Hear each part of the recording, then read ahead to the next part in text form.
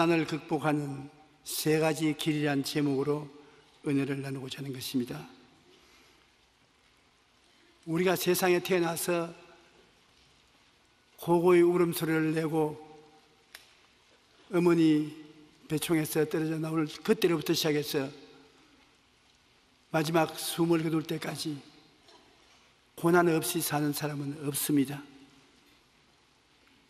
모든 사람에게 고난은 있습니다. 좋은 일이 있는가 생각하고 보면 그 배후에는 고난이 있고, 고난밖에 없는 줄 생각하고 보니 좋은 일도 있고, 항상 밤낮이 같이 바뀌는 것처럼 좋은 일과 고난은 바뀌면서 수레바퀴처럼 우리에게 다가오는 것입니다. 고난에 대한 우리의 태도가 문제지 고난은 어찌할 도리가 없습니다. 다 당하는 것이니까. 고난을 당할 때 우리 어떠한 태도를 취해야 되겠습니까? 고난이 우리에게 다가와서 걸림돌이 되는 사람이 있습니다. 고난에 걸려서 넘어지는 걸림돌이 되기도 하고, 혹은 더 높은 곳에 나아가는 디딤돌이 되기도 하는 것입니다. 똑같은 고난의 돌인데 부정적인 태도를 취하면 걸림돌이 되고, 긍정적인 자세를 취하면 디딤돌이 되어서 더 나은 길로 나갈 수가 있는 것입니다. 고난을 당해보지 않은 사람은 없습니다. 우리가 살아오는 과정에서 크고 작은 고난을 다 겪어보았습니다. 고난이 삶을 파멸시키는 일도 있고, 고난을 잘 이겨내서 고난 동등 이상의 큰 축복을 받은 사람도 있습니다.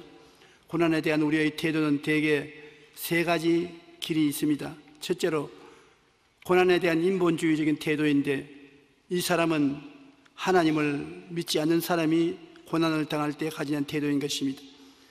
아담과 하와가 하나님 앞에서 하나님과 동등되기 위해서 선악과를 따먹은 같은 것입니다. 하나님이나 저나 똑같다고, 하나님이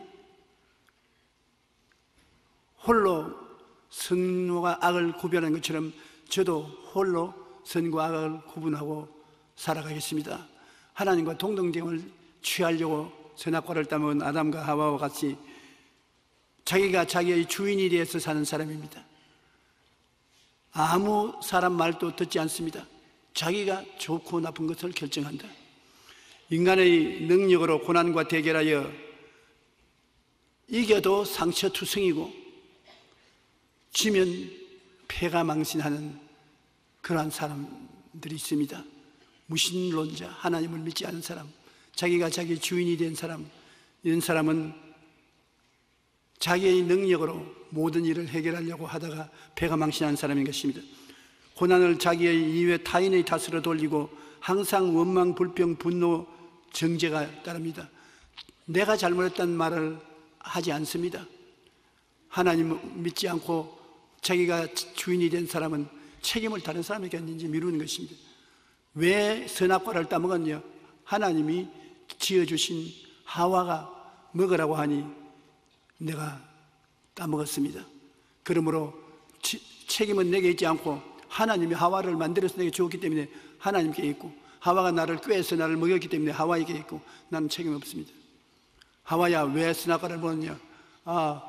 뱀이 나를 꾀물어 내가 먹었습니다. 자기에게 책임을 지우지 않습니다.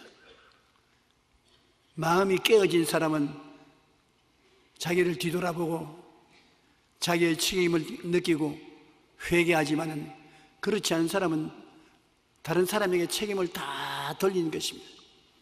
너 때문에지, 내 때문에 그런 것이 아니다.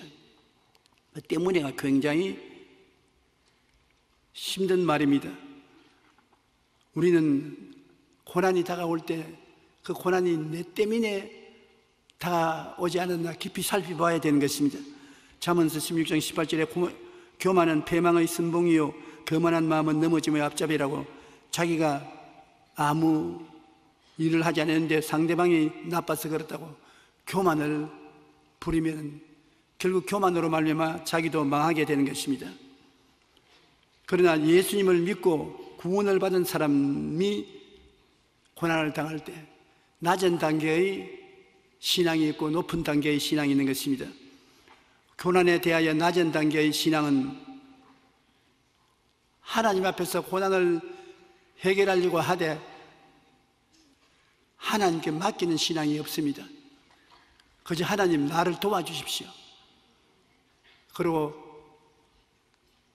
일은 내가 해결하겠습니다. D.L. 무디 선생이 늘 이야기할 때 그 말했습니다. 키가 굉장히 크고 몸이 거대한 목사님이었습니다.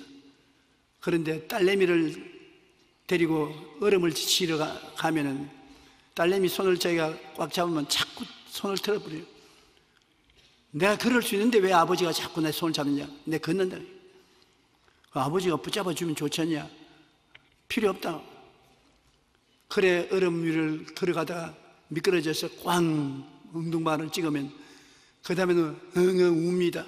그럼 아버지가 손을 잡고서 봐라, 아버지가 곁에 있어서 잡아주겠다고 하는데 왜 고집을 부리고 가다가 넘어지니? 손 내놔. 그러면 손가락 하나 딱 내놔요. 요것만 잡으면 돼. 그 손가락 하나 잡아니까 심이 미끄러지니까 또 엉덩방아를 찍습니다. 그래서 상처투성이가 되어야 비로소 그때는 울면서 손을 내놓는데, 그러면 아버지가 손을 붙잡는 것이 아니라 온통 전부 안아서 얼음 위를 걸어가게 된다는 것입니다. 하나님께 맡기는 신앙이 아니고 자기 힘을 의지해서 하는 사람은 기도는 합니다. 하나님, 이 고난에 나를 붙들어 주시고 지켜주십시오. 기도는 하면서 맡기는 법은 없습니다. 하나님께 맡기지 않습니다. 자기가 하나님의 도움은 받았지 하나님께 맡기지는 않는 것입니다. 전심으로 고난에 대하여 인간적인 힘으로 싸우는 것입니다. 그러나 자기가 주체가 되어 하나님의 도우심을 구하니까 하나님께서 마음대로 도울 수가 없는 것입니다. 도우려고 해도 내 뜻대로 하나님이 도와주시지 하나님 뜻대로 나를 끌어가지 마십시오. 그래서 하나님을 자기의 보조관으로 삼았지 하나님을 따라가지 않습니다. 고난에 대처하는 낮은 신앙의 단계는 자기 인본주의가 꽉 서서 하나님을 보좌관으로 삼지 하나님을 따라가지 않습니다. 여러분, 하나님은 보좌관이 되지 않습니다. 모세가 40년 동안 광야에서 신앙적인 시련을 겪고 깨어졌습니다. 낡은 사막의 잡초 가시는 굴 안에 불이 활활 붙었을 때 모세가 그 앞에 가니까는 그 불길 가운데서 소리가 나서 말하기를, 모세야 모세야, 내가 선 것은 거룩하니 신발을 벗어라. 그 말은 뭐냐면 신발은 자기가 신고 서서 걸어가는 자존심을 말하는 것입니다. 자기 중심의 생활을 말하는 것입니다. 네 중심을 벗어서 하나님께 던지고 의지하라. 자기 신발을 신고서 하나님과 동등하게 같이 서서 대화하려면 하나님이 상대를 해주지 않습니다. 이스라엘 백성들은 아들은 신발을 신어도 종은 신발을 벗습니다. 신발을 벗는다는 것은 자기의 주권을 넘긴다는 것입니다. 모세가 하나님 앞에서 신발을 벗어서 던지니까 그때부터 하나님이 주인이 되어서 모세를 이끌어서 이스라엘 백성을 인도에 내게 만들어준 것입니다. 여리고 평지에 요수아가 났었을 때 한 군대 장관이 칼을 뽑고 요수아 앞에 섰습니다. 요수아가, 당신은 우리들 원수 편입니까? 우리 편입니까? 그 장군이 말하기를, 나는 편들러 온 사람이 아니다. 하나님의 보좌에서 파견되어 나온 하나님의 군대 장관이다. 네 발에 신을 벗어라. 하나님의 군대 장관이 와서도 요수아가 신발을 벗고 자기 주권을 내어놓았을 때 여리고성을 무너뜨릴 모든 정치적인 군사적인 방법을 말씀해 준 것입니다. 여러분, 하나님은 여러분이 전체 다 맡기든지 안 그러면 전체 여러분이 책임지든지 둘 중에 하나를 택하기를 원하는 것입니다. 반쯤 맡기고 반쯤 안 맡기고 한 응거주춤한 그러한 생활은 원치 않습니다. 오늘 주님은 여러분에게 와서 말씀할 것입니다. 여러분 기도하면 내 신발을 벗어라. 내 주체성, 내 중심의 생각을 벗어서 내게 맡겨라. 살든지 죽든지 흥하든지 망하든지 성하든지 쇠하든지 내게 맡겨라. 그럼 여러분이 지시를 맡기면 지금부터 내가 시키는 대로 하라. 하나님의 인도를 받습니다. 하나님, 내가 할 테니까 와서 도와만 주십시오. 나는 너 보좌 가는 대로 안 왔다. 네 마음대로 해라. 네가 충분히 깨어졌을 때 다시 오마. 그렇게 하실 것입니다. 우리는 고난을 통해서 깨어지면 신발을 벗게 되는 것입니다. 고난은 우리에게 반드시 나쁜 일만 하는 것이 아닙니다. 고난을 극복하는 높은 신앙의 단계를 우리는 배워야 되는 것입니다. 그것은 하나님을 삶의 주인으로 섬기고 모든 고난이 올 때 내 인생을 하나님께 내어 맡겨버리는 것입니다. 굉장히 힘든 일입니다. 물에 뛰어드는 사람이 하나님 앞에 전적으로 맡기면 물이 그 사람을 띄워주는 것처럼 자기는 살든지 죽든지 흥하든지 생하든지 하나님께 내가 맡겨버립니다. 그러면 주님께서 책임져 주시는 것입니다. 하나님을 삶의 주인으로 섬기고 모든 고난도 하나님께 맡겨버리죠. 편안할 때는 참 아멘하기가 쉽습니다. 그러나 진짜 고난이 다가와서 불길이 타오르는데 내가 맡긴다는 것은 참 힘이 듭니다.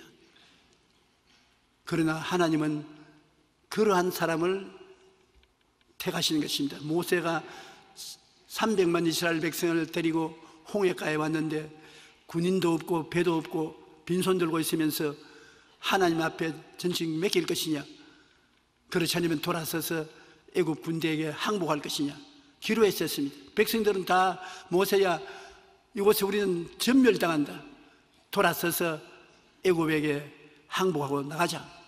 그러나 모세는 서서 우리 하나님을 바라보자. 오늘 내가 본 이 애국 군대를 다시는 안 볼 것이다. 하나님이 우리를 위하여 싸운다. 전적으로 하나님께 내가 맡긴 것입니다. 엄청난 담력을 가지고 하나님께 맡긴 것입니다.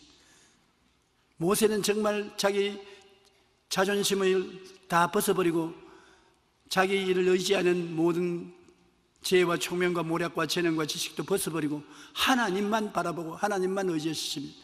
그러니까 하나님이 나타나셔서 홍해수를 갈라주신 것입니다. 여러분, 하나님께 맡긴다는 것 절대 쉽지 않습니다. 마음속에 엄청난 결단을 내려야 되는 것입니다. 망하면 죽을 각오해야 되는 것입니다. 그런 각오를 하고 하나님 앞에 인생을 맡겨야 되는 것입니다. 히브리서 2장 18절에 그가 시험을 받아 고난을 당하였은즉 시험받는 자들을 능히 도우실 수 있다.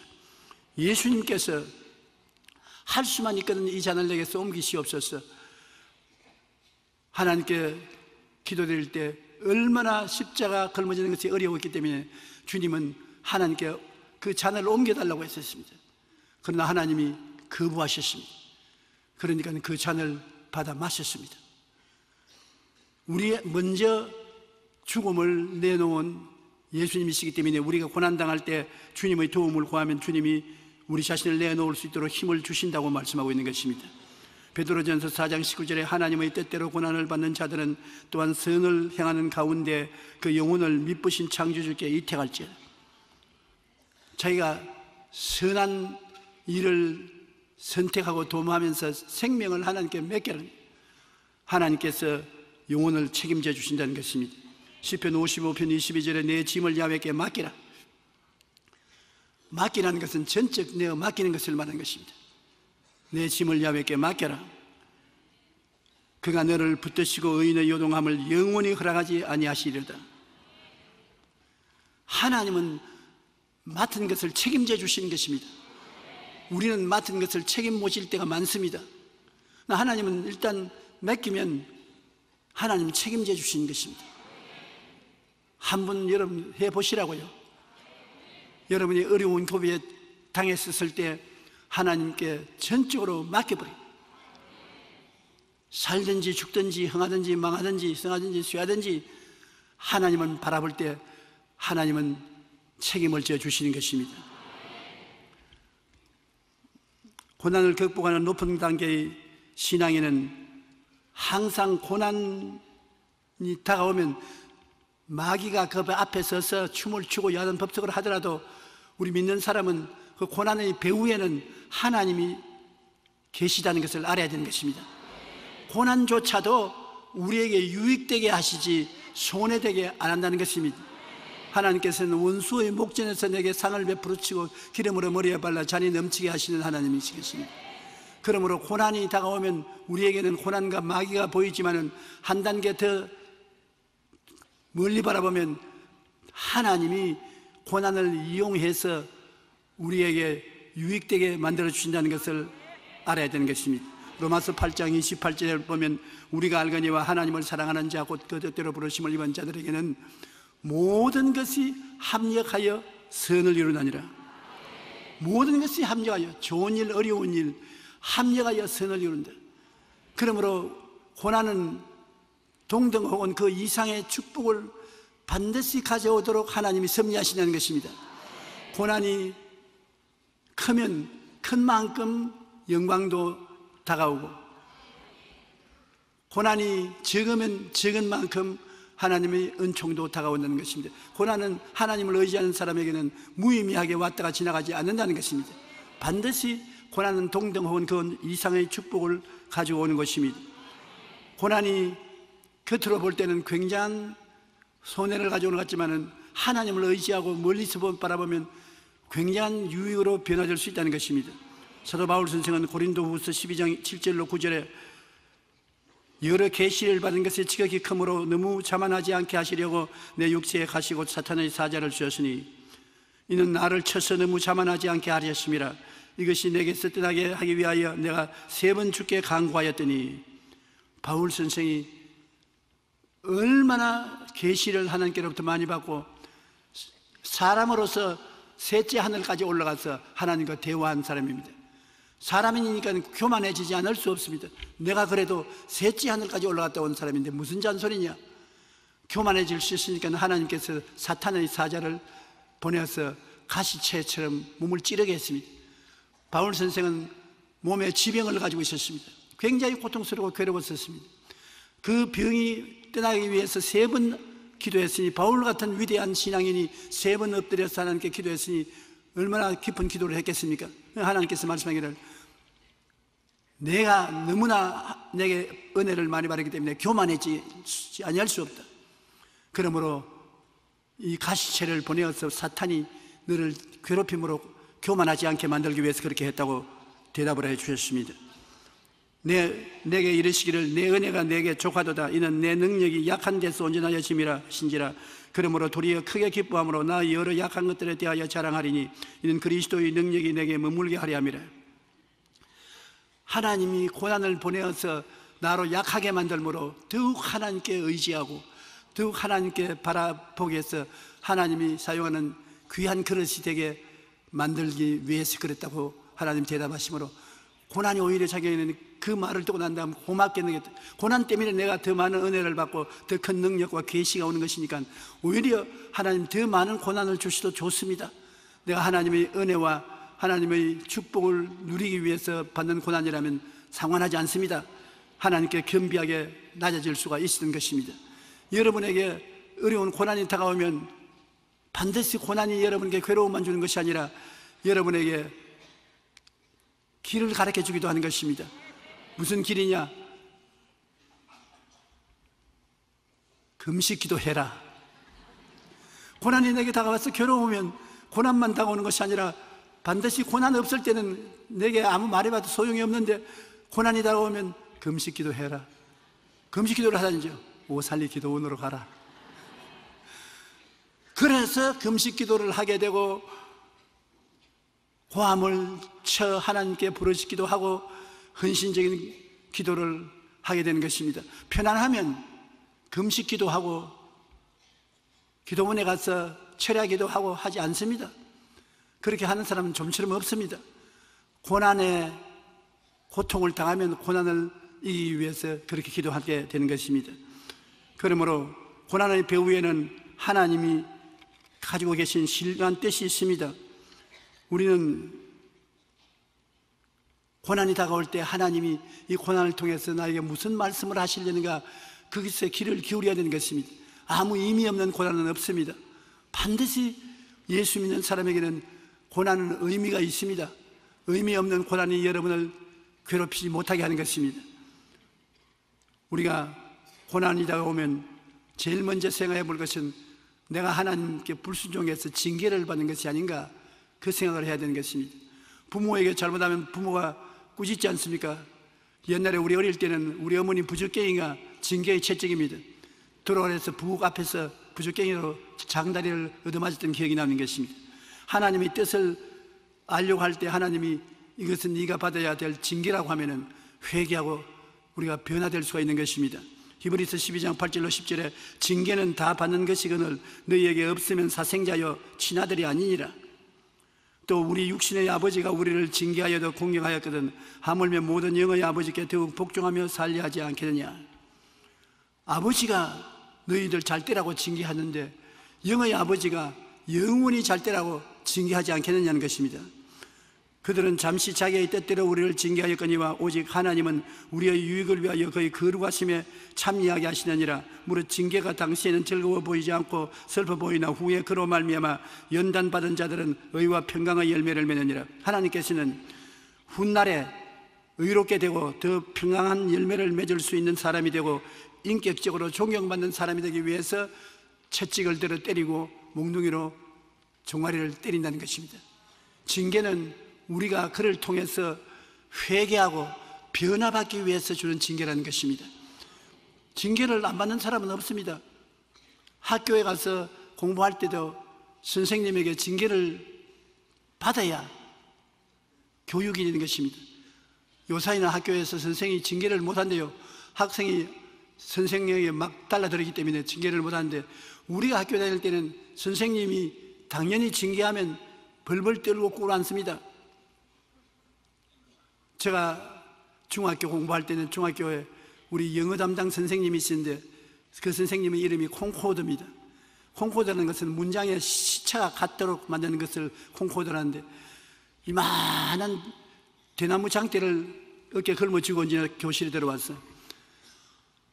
숙제 내놓고 콩코드가 맞지 않으면 나오라 해서 때리는데, 아이 대나무 막대기로 때리니 얼마나 아픕니까? 그러니 그 선생님 시간에는 죽도록 외워요. 죽도록. 당장 잊어버릴지라도 죽도록 외워요. 그래가지고서 그 선생님의 앞에는 통과가 됐어요. 요사이 돌아보면 그 선생님이 대로 때리던데 그때 외워놓은 거 지금도 알아요. 안 잊어버렸어요.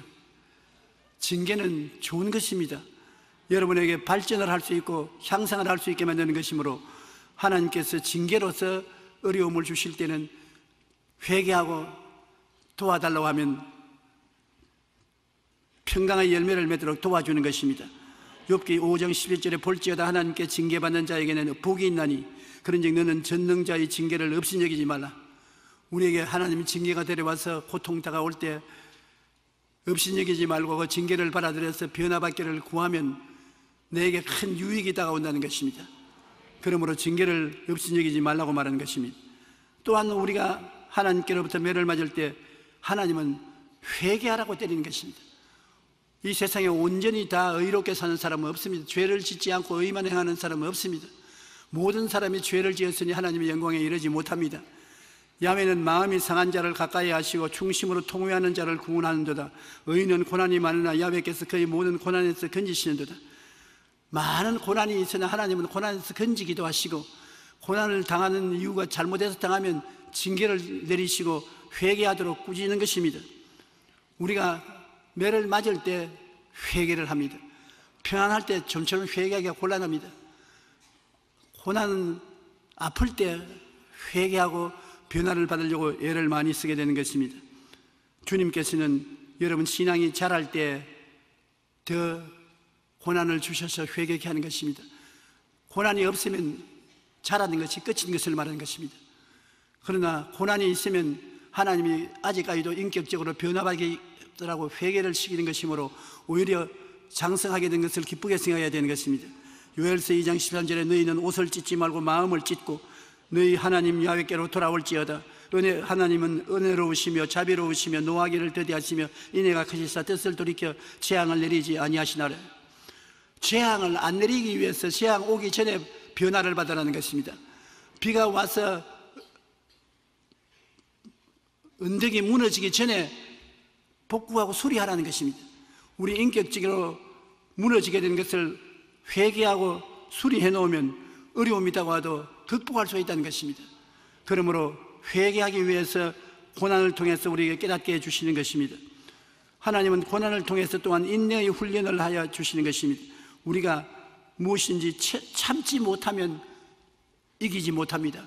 어떠한 고난도 참고 어려움도 참고 견디면 승리하게 되는 것입니다. 공부하는 학생이 공부하는 것이 굉장히 괴로워도 이를 참고 계속해서 노력을 하면 그게 통달되게 되는 것입니다. 그러므로 하나님은 인내의 훈련을 통해서 우리가 고난을 통해서 인내를 가진 인격자가 되기를 원하시는 것입니다. 야고보서 1장 3절로 4절에 보면 이는 너희 믿음의 시련이 인내를 만들어내는 줄을 너희가 알미라. 인내를 온전히 이루라. 이는 너희로 온전하고 구비하여 조금도 부족함이 없게 하리며. 우리 삶에 참는 마음, 이것이 신앙을 온전케 하는 것입니다. 참지 못하면 신앙이 온전하게 되지 못합니다. 그러므로 고난을 당해도 참고 좋을 때도 참고 넘치지 않게 된다는 것은 굉장히 힘든 것입니다. 인내를 가르쳐 주시는 것은 하나님이 하시는 일인 것입니다. 우리 주 예수님께서 십자가에 못 박혀 정 참지 못하고 아이고 나 못 견디겠습니다, 나 내려가야 되겠습니다, 그랬다면 예수님이 십자가에서 내려와 버리셨으면 우리는 구원을 못 받았습니다. 예수님은 인내를 가지고 끝까지 참으셨습니다. 우리의 모든 죄와 불의, 추악과 저주, 절망과 죽음을 다 청산할 때까지 참으셨습니다. 마지막 우리의 빚을 갚았을 때 내가 다 갚았다, 그러고 주님이 세상을 떠나신 것입니다. 그렇기 때문에 모든 것이 다 갚아진 거예요. 예수님이 인내가 없었으면 중도에 포기하고 나 내려가야 되겠습니다 했으면, 십자가에서 내려왔었으면 우리는 구원받지 못하는 것입니다. 여러분의 죄가 다 갚아졌어요. 허물도 다 청산되었어요. 여러분의 질병과 고통도 다 청산되었어요. 저주도 갚았어요. 낭패와 실망도 갚고 죽음과 지옥도 갚았어요. 주께서 다 갚아놓고 난 다음에 내 영혼을 주께 맡기나이다 청산하는 것입니다. 그러므로 오늘날 또 우리에게 하나님께서는 모든 것을 다 청산할 수 있는 인내를 가지고 살아나가기 위해서 시련을 겪게 하는 것입니다. 시련을 통해서 여러분 인내가 되면 여러분이 비로소 지역장도 구역장도 장로도 집사도 목사도 책임을 지고 일할 수 있게 되는 것입니다.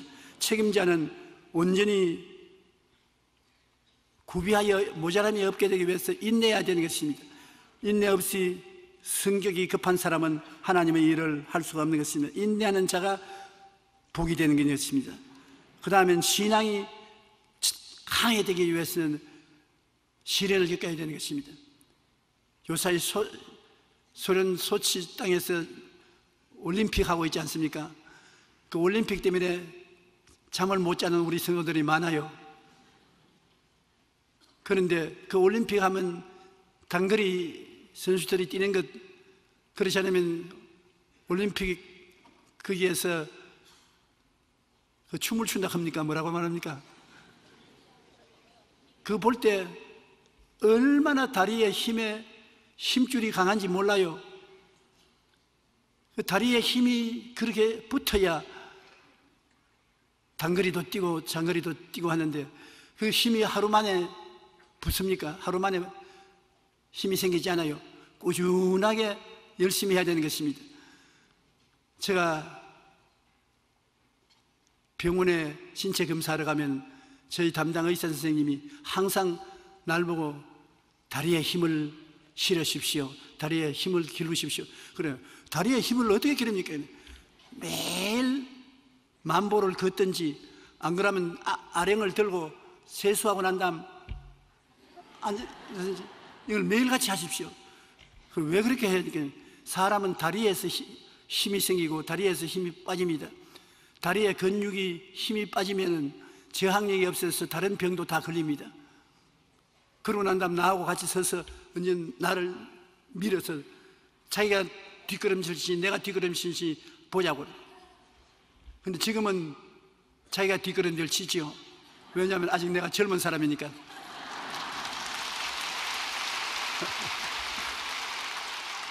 그런데 내가 뒷걸음질 치게 되면 곤란하죠. 그러므로 세수할 때 항상 앉았다가 일어났다가 30번을 하라고 합니다. 30번을 하면 다리가 굉장히 힘줄이 서고 힘이 듭니다. 그러나 그 대신 근육이 튼튼해지는 것입니다. 다리가 튼튼해지면 감기도 안 들린대요. 모든 저항력이 생겨서 튼튼하게 살 수 있다고 말하는 것입니다. 신앙도 한 가지인 것입니다. 연단을 받아야 돼요. 어려운 일을 당해서 기도와 믿음으로 어려움을 극복하는 연단을 받아야 나중에 어려운 문제도 척척 해결할 수 있는 것입니다. 로마서 5장 3절로 4절에 다만 이뿐 아니라 우리가 환난 중에도 즐거워하나니 이는 환난은 인내를, 인내는 연단을, 연단은 소망을 이루는 줄 압니다. 시련을 통해서 우리가 믿음이 연단을 받게 되면 환난 같은 것 다가와도 능히 이겨낼 수 있고 소망을 가지고서 살 수 있는 것입니다. 찬송을 부르고 기도하고 이기고 나갈 수가 있는 것입니다. 베드로전서 4장 12절로 14절에 사랑하는 자들아 너희를 연단하려 오는 불시험을 이상한 일 당하는 것 같이 이상히 여기지 말고 오히려 너희가 그리스도의 고난에 참여하는 것으로 즐거워하라. 즐거워할 수가 없지요. 시험과 고난이 다가오면 풀이지 즐거워 안 하니 즐거워 안 합니다. 그러나 즐거워하는 마음을 가지고 고난을 받아들이라는 것입니다. 이는 그의 영광을 나타내실 때 너희로 즐거워하고 기뻐하게 하리 함이라. 너희가 그리스도의 이름으로 치욕을 당하면 복이 있는 자로다. 영광의 영 하나님의 영이 너희 위에 계심이라. 우리가 고난을 당해도 예수 이름으로 꾹 참고 이겨나가면 그 영광이 주님 앞에 설 때에 상급으로 다가오는 것입니다.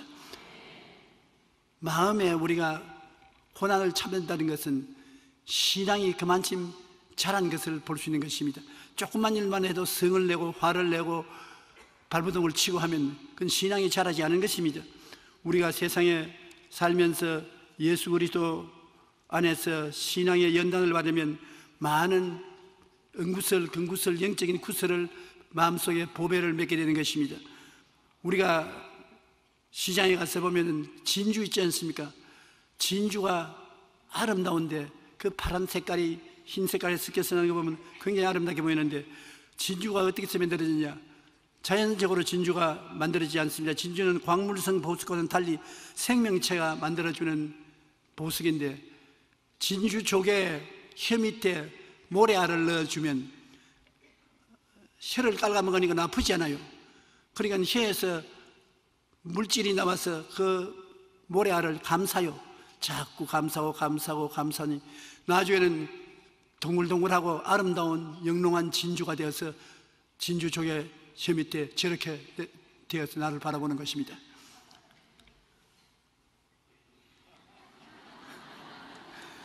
살아있는 보석이에요. 그런데 여러분의 신앙이 진주 조개 같이 되는 것을 하나님이 바란다는 것입니다. 하나님이 여러분을 보실 때 야, 빛난 진주가 반짝거리는구나. 저거 내가 가지고 사용해야 되겠다. 그렇게 말할 수 있을 정도로 여러분이 참아야 되는 것입니다. 고난이 다가오는 것을 전부 다 참지 않고 변명을 하고 싸우고 원수를 갚고 하면 진주가 될 시간이 없어요. 그러나 고난을 내가 받아들여서 참고 견디면 내 속에서 진주가 되어 나오는 것입니다. 이 세상에 고난을 참는 것보다 더 위대한 신앙은 없습니다. 우리 신앙생활에 가장 존귀롭고 아름다운 것은 무슨 일이 생기든지 내 탓이요라고 하고 내가 깨어지고 내가 참는 것, 이것이 보배인 것입니다. 가정생활도 한 가지인 것입니다. 남편이 조금만 참으면 아내를 수용해주고 가정의 불화가 없어질 수 있는 것입니다. 또 아내는 남편을 조금만 참고 이해해주면 변화될 수가 있는 것입니다. 참고 견딘다는 것, 이것이 가정의 평화를 가져올 수 있는 절대적인 요건이 되는 것입니다. 깨어지지 않은 사람은 참지 못합니다. 대항합니다. 싸웁니다. 깨어져야 마음속에 진주가 생겨나는 것입니다. 이러므로 우리는 진주는 광물성 보석이 아니라 생명체가 만들어낸 보석이므로 우연히 생기는 것이 아니라 내가 오래 깨어지고 참으면 아름다운 진주가 되는 것입니다. 고난으로 인해 고통과 아픔을 겪지만 고난은 하나님의 뜻이 있음을 인정하고 잘 극복하면 오히려 신앙의 성숙을 가져오게 되는 것입니다. 우리가 고난에 다가오면 고난에 대해서 긍정적인 태도를 취해야 되는 것입니다. 어떤 긍정적인 태도를 취합니까? 고난이 다가오는데 긍정적인 태도는 무엇입니까? 그건 다른 것이 아니라 이 고난이 내게 좋게 해준다고 생각하는 것이 긍정적인 태도인 것입니다. 고난을 다가올 때 일부러 좋은 일이 있느냐 없느냐를 따지고서 알아보는 것이 아니라 긍정적인 태도라는 것은 많은 고난이 다가오는데 사람들은 고난 때문에 원망하고 불평하고 탄식하고 울고 가슴을 쳐야 될 곳에 여러분이 기도할 때 이 고난조차 하나님이 내게 유익되게 할 줄 믿습니다. 고난을 하나님 통해서 내가 더 나은 내일을 얻게 하여 주시옵소서. 이것이 고난에 대한 긍정적인 태도인 것입니다. 고난을 당한 것이 유익이 된다는 것을 우리가 잊지 말아야 되는 것입니다. 하나님께서는 원수의 목전에서 상을 베푸시고 기름을 부어 자리 넘치게 해주시는 하나님이기 때문에 우리가 인내하고 참으면 반드시 우리에게 좋은 일이 다가오는 것입니다. 한 이태 동안에 저는 50년의 목회 생활을 해오는 중에 가장 어려운 고난을 겪었습니다. 시련을 겪고 고통 속에 있었습니다만 제가 여태까지 신앙해온 중에 가장 하나님이 제게 유익된 날을 주었다고 생각합니다. 마음에 많은 고통이 다가오고 내가 변명하고 싶고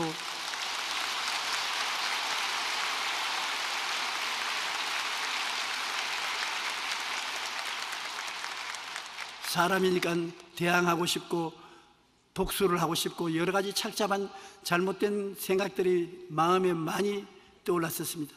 그런 동안에 회개할 수 있고 성령의 변화를 받을 수 있고 그리고 진주조개가 되는 것을 바라볼 수도 있고 좋은 일이 많았었습니다.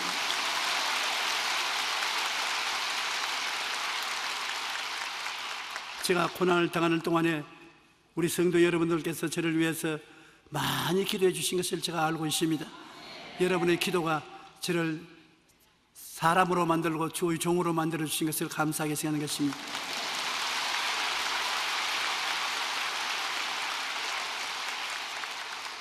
저는 이 고난을 통해서 하나 배운 것은 아무것도 소유하지 말아야 되겠다는 것입니다.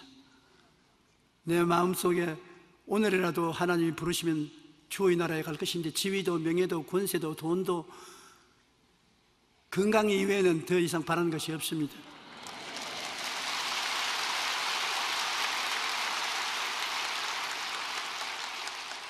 그리고 우리가 살아가는 모든 길에서 조그마한 일도 하나님께서 다 좋게 만들어 주실 것이니 이 시험과 환난도 저에게 크게 좋게 만들어 줄 줄 믿기 때문에 긍정적으로 대할 수가 있는 것입니다.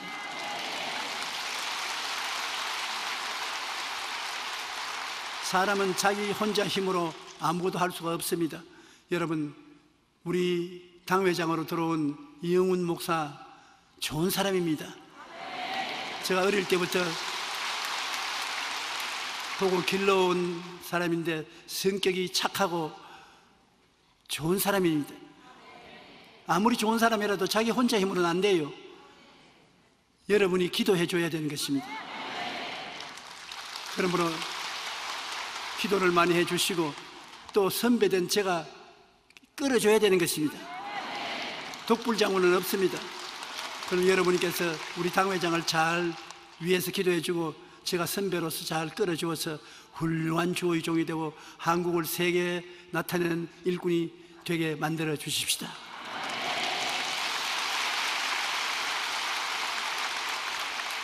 시편 119편 71절에 고난당한 것이 내게 유익이라 이로 말미암아 내가 주의 윤례들을 배우게 되었나이다. 고난은 긍정적인 태도를 취하면 유익이 된다는 것을 잊지 말아야 되는 것입니다. 로마서 8장 18절에 생각건대 현재 고난은 장차 우리에게 나타날 영광과 비교할 수 없도다. 고난은 반드시 그 배후에 영광을 주는 것입니다. 영광은 고난보다 견줄 수 없이 큰 영광이 된다는 것입니다. 영국의 국무총리였던 윈스턴 처칠은 비관론자는 매번 기회가 찾아와도 고난을 본다. 그러나 낙관론자는 매번 고난이 다가와도 기회를 본다라고 말했었습니다. 우리가 고난에 대해 긍정적인 태도를 가져야 합니다. 주님이 함께 하시면 고난이 오히려 유익이 되기 때문인 것입니다. 그러므로 좋은 일이 다가오면 하나님께 감사하고 춤추고 즐거워하고, 고난이 다가오면 하나님께 엎드려서 주님이 쓰여 이 고난이 좋게 될 줄로 믿습니다. 나쁘게 될 것을 믿으면 안 되는 것입니다. 이 고난이 좋게 되어서 하나님께 영광이 되고 우리에게는 기쁨이 될 줄 믿습니다. 그렇게 할 때 하나님이 이를 받아서 좋게 만들어주는 것입니다. 우리가 고난을 통해서 점점 육신의 세계가 멀어지고 천국이 가까워지는 것입니다. 고난 다가오면 육신의 모든 것이 허무하기 짝이 없거든요. 하루아침에 재산 다 날아갈 수 있습니다. 하루아침에 벌어놓은 것 다 놓쳐버릴 수가 있는 것입니다. 이 세상에 가지고 있는 것은 순식간에 사라지고 마는 것입니다. 그리고 오직 영원한 세계만이 우리에게 주어진 하나님의 선물인 것을 깨달아 알 수 있는 것이므로, 고난은 육신의 세계를 이기고 천국을 마음속에 깊이 모실 수 있는 좋은 기회가 되는 것입니다. 고린도후서 4장 16절 18절에 그러므로 우리가 낙심하지 아니하노니 우리 그 사람은 날같이나 우리 속 사람은 날로 새로워진다. 그 사람이 고통으로 찌그러지고 날같이는 속 사람이 더 새로워지고 생기발랄하게 되는 것은 그만큼 기도하게 되고 하나님을 사모하게 되기 때문에 변화받는 것입니다. 우리 속 사람은 날로 새로워지는도다. 우리가 잠시 받은 환난에 경한 것이 지극히 크고 영원한 영광의 중한 것을 우리에게 이루게 합니다. 우리가 잠시 받는 환난이 지극히 크고 중한 영광을 우리에게 이루게 한다. 우리가 주목하는 것은 보이는 것이 아니요 보이지 않는 것이니 보이는 것은 잠깐이요 보이지 않는 것은 영원이라. 보이는 세상 것은 잠시면 다 지나가고 말나, 안 보이는 하나님의 말씀은 영원히 계속한다는 것입니다. 모든 은혜의 하나님 그리스도 안에서 너희를 부르사 자기가 영원한 영광에 들어가시니가 잠깐 고난을 당한 너희를 친히 온전케 하시며 굳건하게 하시며 강하게 하시며 틀을 견고히 하시니라. 고난을 통해서 하나님이 직접 우리를 온전하게 만드시고 굳건하게 만드시고 강하게 만드시고 견고하게 만들어서 영혼이 잘되고 범사에 잘되며 강건하고 흔들리지 않은 사람으로 만들어 주시는 것입니다. 그러므로 우리에게는 좋은 일은 좋아서 좋고 나쁜 일은 좋게 만들어 줄 것이니 좋습니다. 이것이 긍정적인 태도인 것입니다. 한번 따라 말씀해주세요. 좋은 것은 좋아서 좋고 나쁜 것은 좋게 만들어 줄 것이니 좋다. 그러므로 감사와 찬양밖에 없는 것입니다. 그러한 긍정적인 태도를 가지게 되면 하나님은 여러분을 크게 기뻐하시고 여러분에게 상을 주실 것입니다. 고난은 피할 수는 없으나 고난을 대하는 태도는 여러 단계가 있다는 것을 우리가 알아보았습니다. 옳은 태도를 가지면 고난은 크게 유익된 훈련이 되지만 잘못된 태도를 가지면 심신에 깊은 상처를 가져오게 되는 것입니다. 고난을 감사로 약으로 변화시키든지 불평으로 독으로 변화시킬 수가 있는 것입니다. 고난이 좋은 약이 될 수도 있고 독이 될 수도 있는 것입니다. 우리는 항상 긍정적인 태도를 잊지 마시기 바랍니다. 이 세상에 고난은 피할 수가 없습니다. 크고 작은 고난은 걸림돌이 되기도 하고 디딤돌이 되기도 하기 위해서 여러분에게 다가오는 것입니다. 그 고난을 통해서 긍정적인 태도를 취하면 하나님이 같이 일해 주셔서 그 고난을 통해서 영혼이 더 잘되고 더 범사에 잘되고 강건하게 만들어 주시는 것입니다. 그러나 고난을 당해서 부정적인 태도를 취하고 원망 불평 탄식을 하면 더 나빠지고 더 고약해지고 더 고난이 거세게 다가오는 것입니다. 우리의 태도가 우리의 내일을 변화시킬 수 있는 것인데, 여러분은 하나님이 어떠한 태도를 취하는지 옆에서 보고 계시고 도와주기를 원하시는 것입니다. 고난은 좋습니다.